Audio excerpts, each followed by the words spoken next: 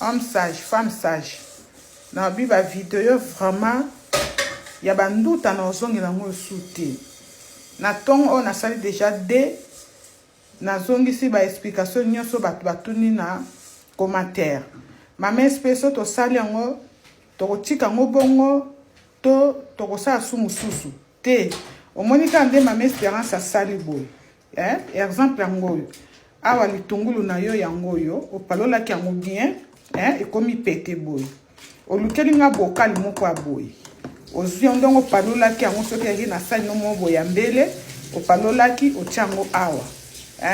après ozwi de lutu ya miel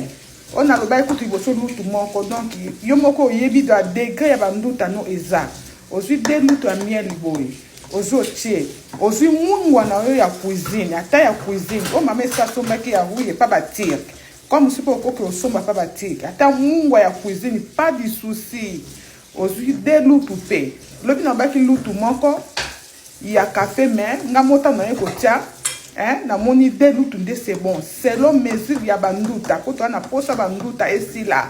nduta esilo za mwasi kitoko za nduta ko botama to mususu nduta pardon ya ko bota mususu ezape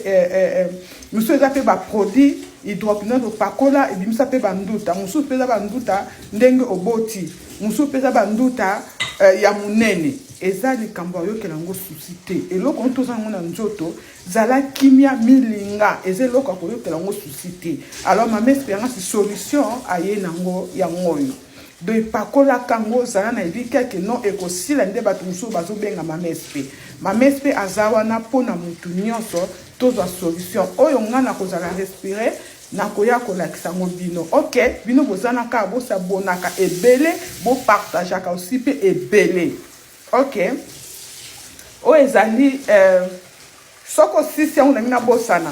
soki okangi o eza mutinuku soki osisi okangi yango opakole ko kangi okotia yango na frigo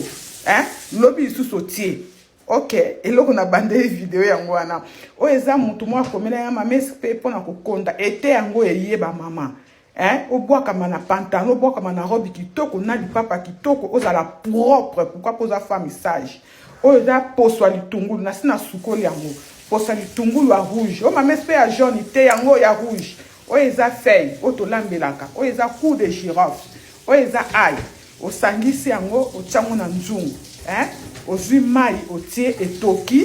etoki apo olongolo otiango na verre ozomela tongo pokwa chaque jour sala bon kotia sukali te kotia pe miel te yango ka bongo tongo pokwa